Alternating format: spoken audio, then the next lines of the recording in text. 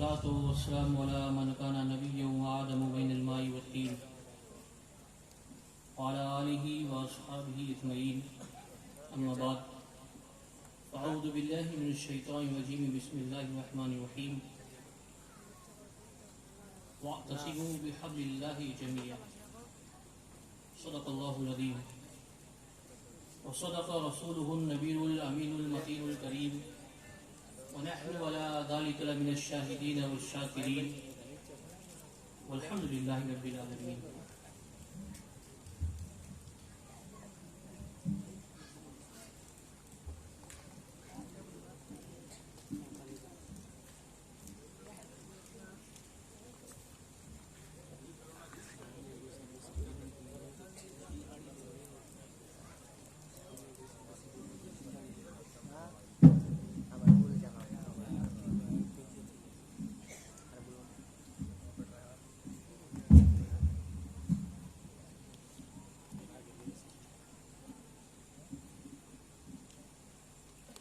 Stage پر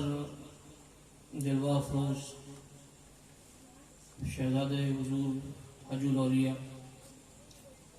حضرت اللہ مولانا الحاج سید شاہ وحاد الدین معاذ اشرف شفیع الجیلانی و برادران صغیر سید پیر زاہد اشرف شفیع الجیلانی و تمام علماء اکرام مفتیان اعظام شورا اسلام نقیب جلسہ اور دور و نزدیک سے تشریف فرمانے والی پیاری پیاری عوام، السلام علیکم ورحمۃ اللہ تعالی وبرکاتہ. آئیے کچھ بھی سننے سنانے سے پہلے ہم اور آپ مل کر بارگاہ بکس پناہ حضور پر نور سرور عالم نور مجسم احمدی مشتبہ محمد مصطفیٰ صلی اللہ تعالی علیہ وسلم کی بارگاہ اقدس میں جھوم جھوم کے ہدیہ درود پاک کا نذرانہ پیش کریں. پڑھیے بآواز بلند اللہم صل علی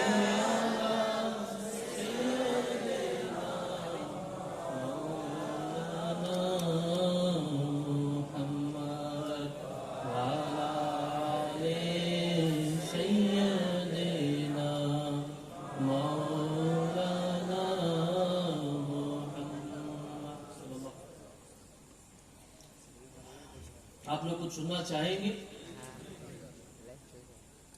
ہاتھ اٹھا کے بتائیے کون کون سننا نہیں چاہے. پورا ماشاء اللہ. اپنی باتوں کو شروع کرنے سے پہلے میں چاہتا ہوں کہ میں اپنے جد امجد کی بارگاہ میں کچھ منقبت کے اشعار گنگنا لوں اور پھر اپنی باتوں کو آگے بڑھاؤں. آپ لوگ سنیں گے، ساتھ دیں گے. ایک بار دروش پڑھ اللہم صلی علی سیدنا مولانا محمد مبارک وسلم صلاۃ و سلام علیک یا حبیبی یا رسول اللہ صلی اللہ تعالی علیہ وسلم. میری آواز اتنی اچھی نہیں ہے تو کوشش کرتا ہوں. تو یہ شاید میں نے آپ لوگ کو بتا ہی دیا ہے کہ حضور تاج الاولیاء کا یہ کلام ہے جو انہوں نے ہم سے میرے بھائی سے کہا تھا کہ بچوں عوام کو سنانے کے لیے مت پڑھا کرو بلکہ جس کی شان میں پڑھتے ہو اسے سنانے کے لیے پڑھا کرو. اگر انہوں نے سن لیا تو تمہاری زندگی بھی بن جائے گی اور آخرت بھی بن جائے گی، ہے نا؟ بہرحال میری بگڑی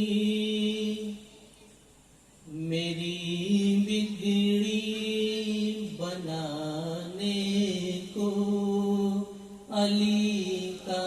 نام کافی ہے. میری بگڑی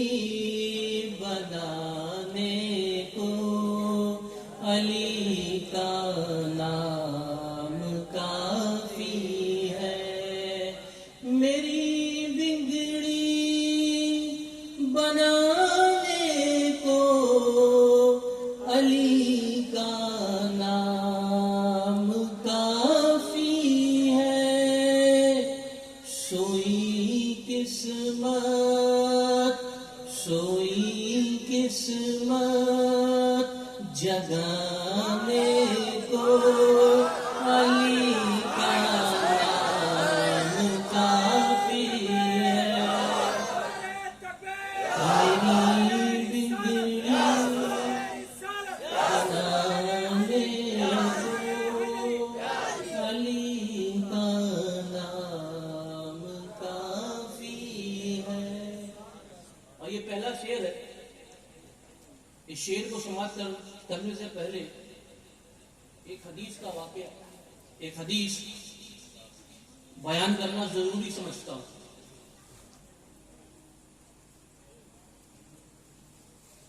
حضرت عائشہ صدیقہ رضی اللہ تعالیٰ عنہ آپ اپنے والد گرامی سے پوچھتی ہیں، یا ابت انی ارا یکثرک النظر الی وجہ علی، اے والد گرامی میں اکثر دیکھا کرتی ہوں کہ جب آپ کسی مجلس میں ہوتے ہیں اور اس مجلس میں اگر حضرت علی جلوہ گر ہو تو آپ اپنی آنکھوں کو حضرت علی کے چہرے پر ٹکٹکی باندھے ہوئے لگائے رکھتے ہیں، حضرت علی کے چہرے کو تکتے رہتے ہیں، کیا وجہ؟ حضرت ابو بکر صدیق فرماتے ہیں، الذی نفسی بیدی سمیت رسول اللہ صلی اللہ تعالی علیہ وسلم یقول، کہ میری بیٹی اس رب ذوالجلال کی قسم جس کے قبضے قدرت میں میری جان ہے، میں نے اپنے کانوں سے سنا کہ نبی کریم صلی اللہ تعالی علیہ وسلم نے ارشاد فرمایا، النظر الی وجہ علی عبادہ، کہ علی کے چہرے کو دیکھنا عبادت ہے۔ کیا ہے؟ علی کے چہرے کو دیکھنا عبادت۔ اچھا، اب ذہن میں ایک سوال آتا ہے کہ اگر علی کے چہرے کو جس نے دیکھ لیا اس کی عبادت ہوگی، لیکن کوئی ایسا بھی تو ہو سکتا ہے جس نے علی کے چہرے کو نہ دیکھا ہو بلکہ علی کو آتا ہوا دیکھا ہو، یا علی کو جاتا ہوا دیکھا ہو، یا علی کی پشت کو دیکھا ہو، یا علی کے ہاتھ کو دیکھا ہو، علی کے چہرے کو نہ دیکھا ہو۔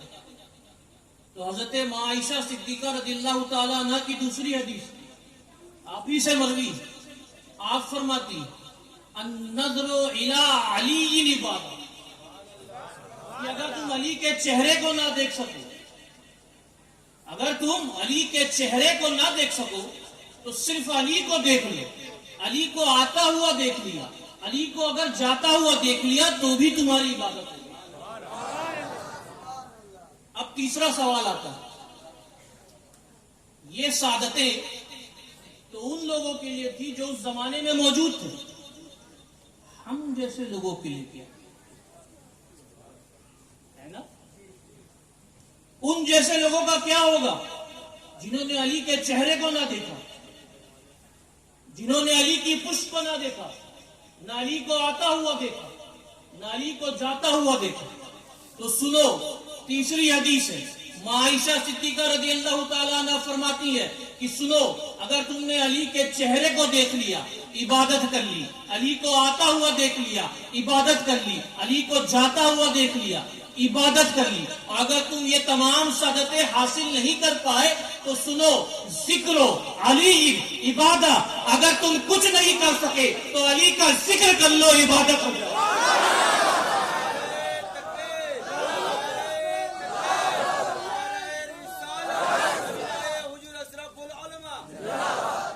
ذکر علی عبادہ،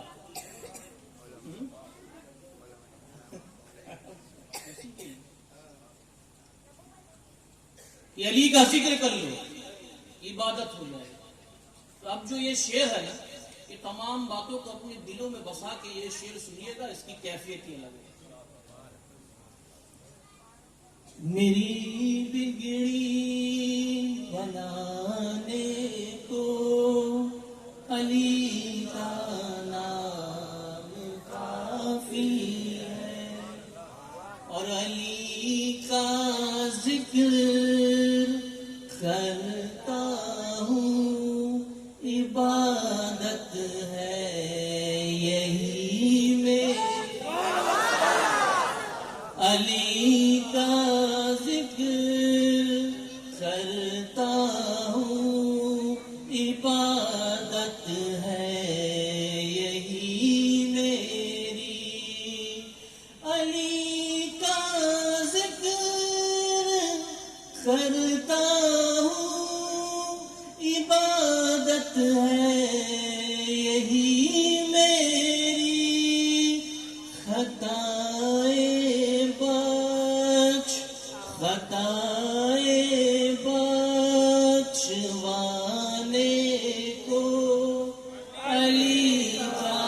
نام کافی ہے، خطائے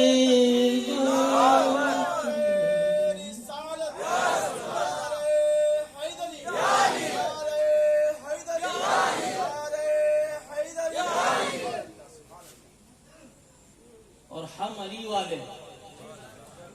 جو علی والا ایک بار کہتے سبحان اللہ، ارے ہم علی والے ہیں، خدا کی قسم بڑے نصیب والے۔ درے ہے در سے نسبت ہے نہیں پرواہ زمانے کی، درے ہے در سے نسبت ہے نہیں پرواہ زمانے کی، درے ہے در سے نسبت ہے نہیں پرواہ زمانے کی، میرے سارے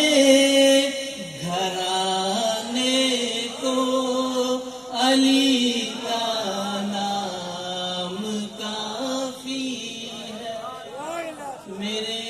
سارے گھرانے کو علی کا نام کافی ہے۔ اور ایک آخری شعر، ایک بڑی نئی فرقہ شروع ہو گیا ہے، زیادہ علی علی کر لو تو آپ کو شیعہ کہہ دیتے ہیں، تو ان کے دلوں پہ خنجر مارنے کے لیے یہ ایک آخری سنیں گے۔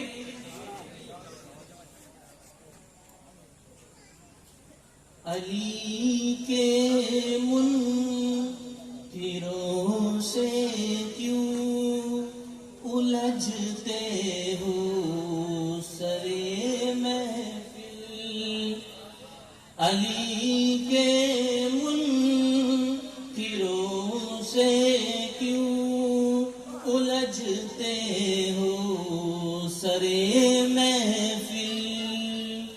علی کے منکروں سے کیوں الجھتے ہو سرے محفل، بس ان کا دل جلانے کو علی کا نام کافی ہے،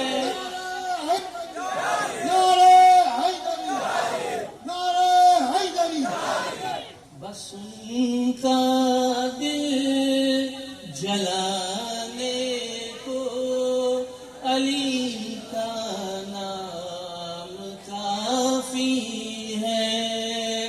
میری بگڑی بنانے کو علی کا نام کافی ہے۔ اللہم صلی علی سیدنا مولانا محمد بارک وسلم صلاۃ و سلام علیک یا حبیب یا رسول اللہ صلی اللہ تعالی علیہ وسلم۔ وقت کافی ہو گیا ہے اور میں کوشش کروں گا کہ اپنی باتوں کو مختصر کر کے حضرت کو زیادہ وقت دے سکوں۔ آپ لوگ سنیں گے ہے نا؟ اس آیت کریمہ کو پڑھنے کا میں نے شرف حاصل کیا ہے. اللہ تبارک و تعالیٰ قرآن مقدس میں ارشاد فرماتا ہے وَاعْتَصِمُوا بِحَبْلِ اللَّهِ جَمِيعًا، کہ اللہ کی رسی کو مضبوطی سے تھام لو. اس کو اللہ کی رسی کو مضبوطی سے تھام لو اور فرقہ بندی مت کرو. وَلَا تَفَرَّقُوا وَاذْكُرُوا نِعْمَتَ اللَّهِ عَلَيْكُمْ، اور فرقہ بندی مت کرو اور اللہ کی نعمتوں کو یاد کرو. اذ کنتم اعداء، جبکہ تم ایک دوسرے کے دشمن تھے. فالف بین قلوبکم، تو اللہ تبارک و تعالی نے تمہارے دلوں میں محبت ڈال دی. اللہ کی رسی کو مضبوطی سے تھام لو، فرقہ بندی مت کرو، اللہ کی نعمتوں کو یاد کرو. جب تم ایک دوسرے کے دشمن تھے اللہ نے تمہارے دل میں الفت و محبت ڈال دی، جس کا صلہ کیا ہوا کہ تم ایک دوسرے کے ساتھ اللہ کی مہربانی سے ایک دوسرے کے بھائی بنے، ایک دوسرے کے بھائی بن گئے. یہ جو آیت کریمہ ہے اس کا پس منظر کچھ اس طریقے سے ہے کہ جب مہاجرین مدینہ شریف پہنچے، جب مکہ والے مدینہ شریف ہجرت کر کے پہنچے تو نبی کے ایک اشارے پر مدینہ کے رہنے والے تمام انصاروں نے اپنے گھر کے دروازے مہاجرین کے لیے کھول دیے. مہاجرین مدینے میں اس طریقے سے رہنے لگے کہ گویا مدینہ ہی ان کا گھر ہے. لیکن یہ بات کچھ منافقین کو، کچھ مشرکین کو ہضم نہیں ہو رہی. کچھ مشرکین کو یہ بات ہضم نہیں ہو رہی. انہوں نے پلاننگ کی، انہوں نے گروہ بندی کی، اپنے گروہ کو جمع کیے، اپنے یاروں دوستوں کو جمع کر کے پلاننگ کی. یہ کوشش کی کہ یہ جو بھائی چارگی قائم ہو گئی ہے اس کو کیسے توڑا جائے. سمجھ رہے ہیں نا؟ یہ جو بھائی چارگی جو قائم ہوئی ہے اسے کس طریقے سے توڑا جائے، کس طریقے سے مسلمان کو ایک دوسرے سے الگ کیا جائے، کس طریقے سے مدینے والے کو مکے والوں کے ساتھ جدا کیا جائے. اے سنیو، یہاں مشرکین اور منافقین فتنہ و فساد کی آگ لگانے کی پلاننگ کر رہے تھے، اور دوسرے جانب ہمارے نبی مصطفیٰ صلی اللہ تعالی علیہ وسلم کے تانے لالے کرامت سب کچھ سن رہے تھے. ایک جانب وہ توڑنے کی کوششیں کر رہے تھے تو دوسرے جانب میرے نبی کو یہ تمام باتوں کا علم ہو گیا، یہ تمام باتوں کا علم ہو گیا. نبی نے کہا اچھا تم لڑانا چاہتے ہو، تم لڑا کر دکھاؤ. اللہ کا نبی ملا کر دکھائے. تم لڑا کر دکھاؤ،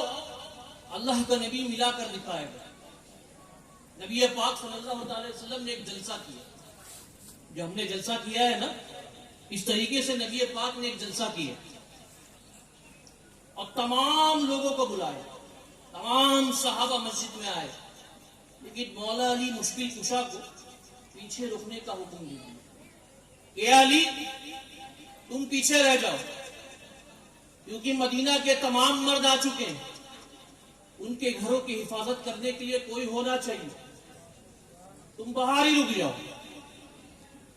نبی پاک آتے ہیں، ممبر پہ جلوہ گر ہوتے ہیں، خطبہ دیتے ہیں اور کہتے ہیں کہ اے میرے بھائیوں سنو، مشرکین و منافقین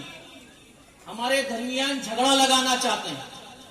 ہمارے درمیان دشمنی کی بیج بونا چاہتے ہیں، ہمیں علاقی اور سماجی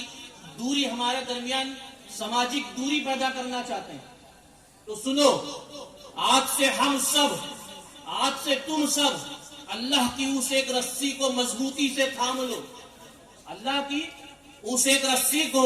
مضبوطی سے تھام لو۔ آج سے نہ کوئی عربی ہے،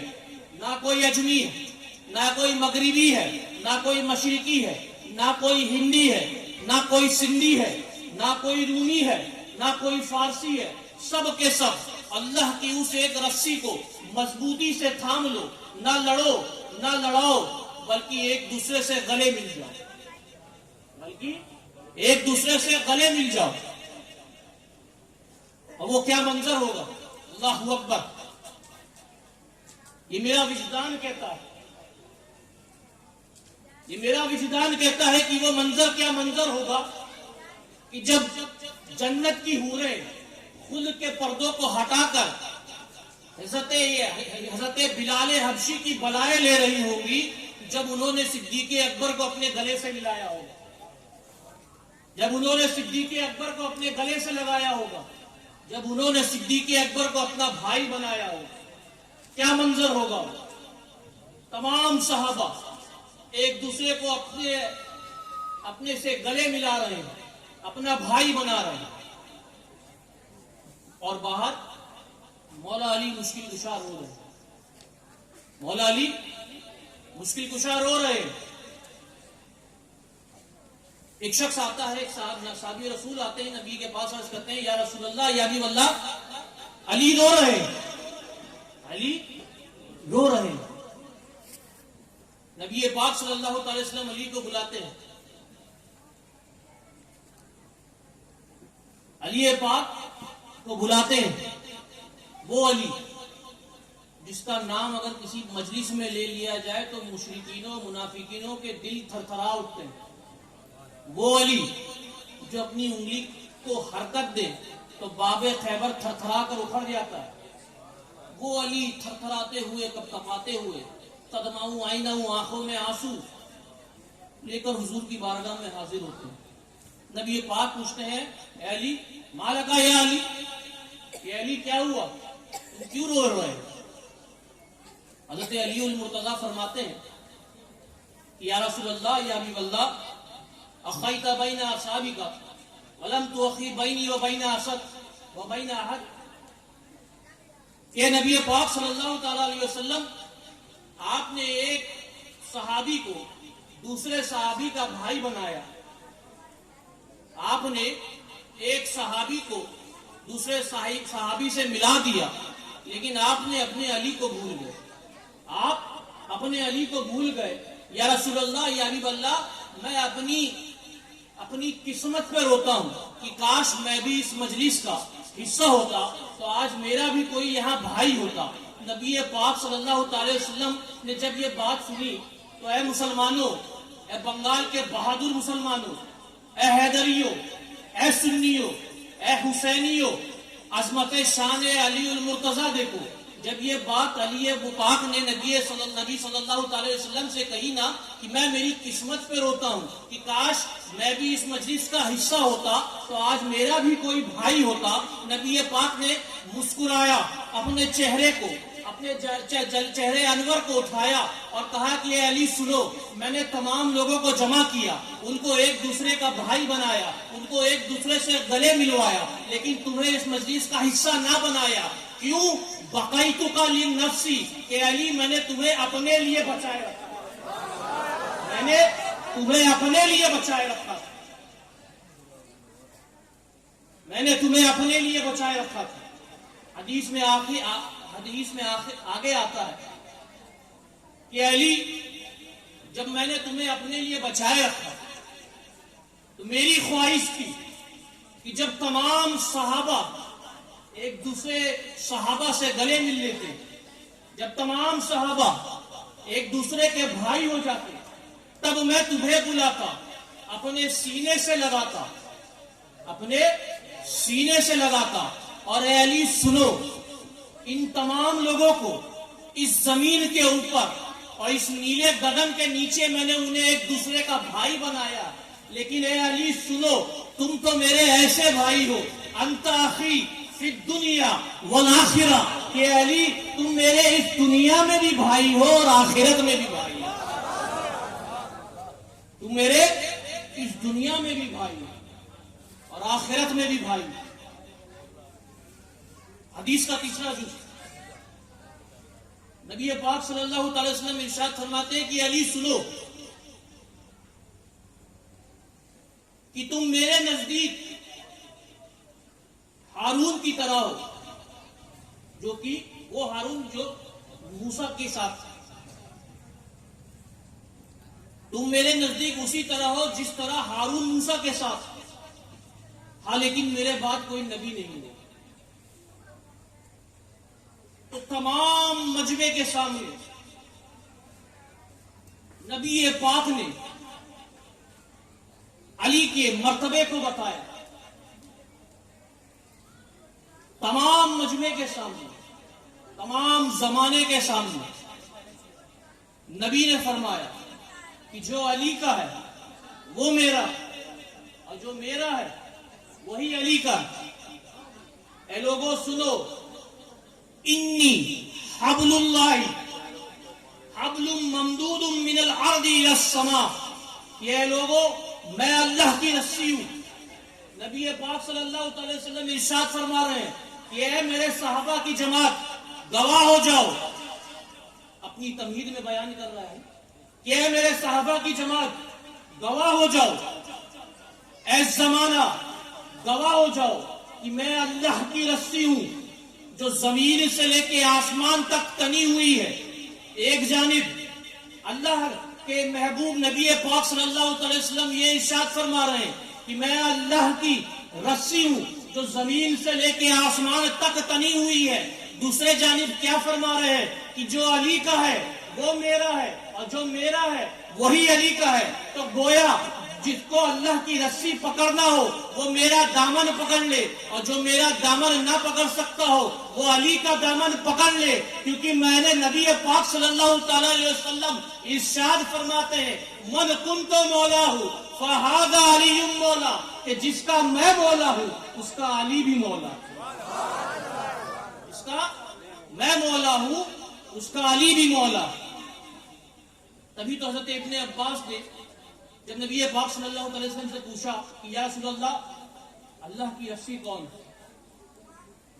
نبی پاک صلی اللہ علیہ وسلم نے ارشاد فرمایا انی حبل اللہ، کہ میں اللہ کی رسی ہوں، میرا دامن تھام لو، اور اگر میرا دامن نہیں تھام سکتے تو علی کا دامن تھام لو،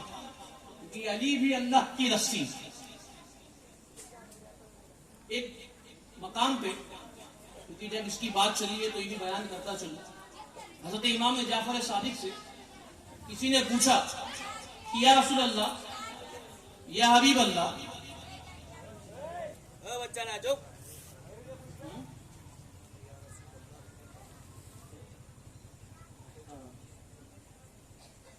امام جعفر صادق سے کسی نے پوچھا کہ حضور یہ بتائیے کہ اللہ کی رسی کون، اللہ کی رسی کون؟ حضرت امام جعفر صادق فرماتے ہیں کہ اس کا جواب میں کل جمعہ کے دن ممبر سے دوں گا۔ اگلے دن جب جمعہ آتا پوری مسجد کھچا کھچ بھری ہوئی ہوتی،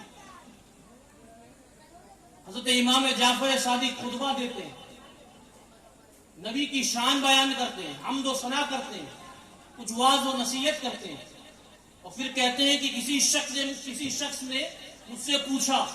کہ اللہ کی رسی کون ہے، تو آپ ارشاد فرماتے ہیں الذی نفسی بیدی نحن حبل اللہ حبل ممدود من الارض الى السماء حتی یرا انا حوض القوثر۔ جب مجھ سے کسی نے پوچھا کہ اللہ کی رسی کون ہے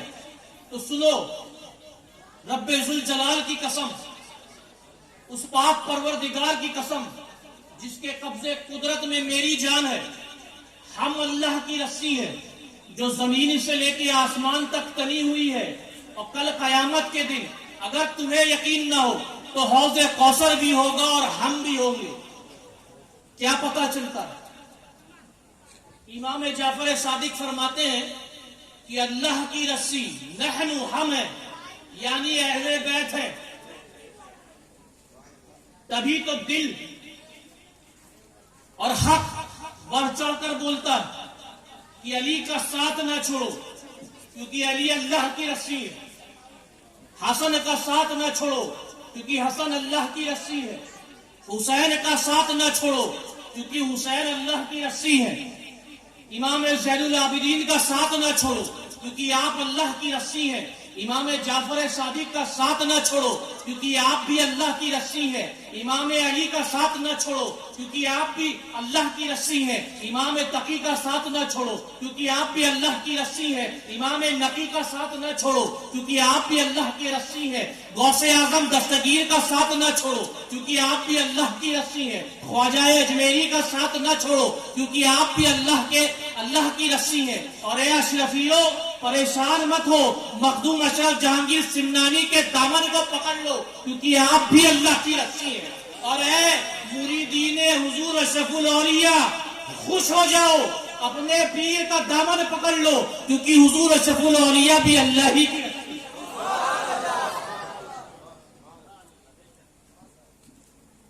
اللہ کی رسی ہے۔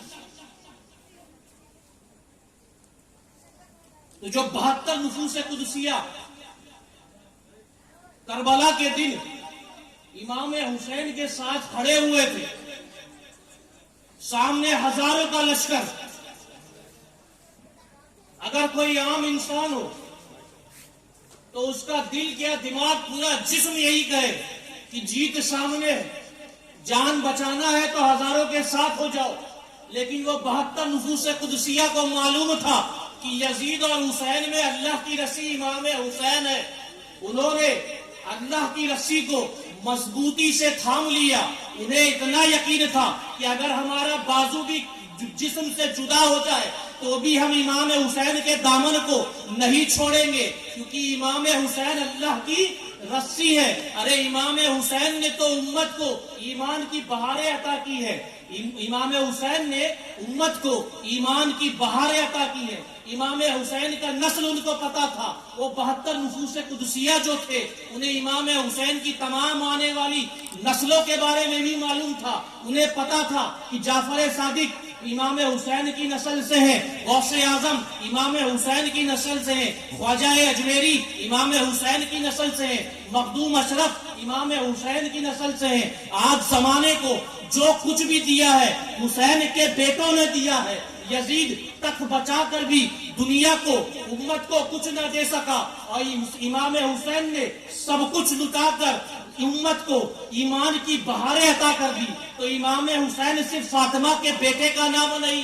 امام حسین صرف علی کے جگر کے ٹکڑے کا نام نہیں، امام حسین صرف قرۃ عین مصطفیٰ نہیں، بلکہ امام حسین تو تکمیل ذبح عظیم کی بنیاد ہے۔ ارے میرا امام حسین ایسا ہے جس نے گردن کٹا کر پچھلوں کا بھی حق ادا کر دیا اور اگلوں کا بھی حق ادا کر دیا، تبھی تو ہم عاشقان امام حسین ڈنکے کی چوٹ پہ یہ بولتے ہیں کہ شاہ است حسین، بادشاہ است حسین، دین است حسین، دین پناہ است حسین، سردار نداد دست در دست یزید، حقہ کے بنائے لا الہ است حسین۔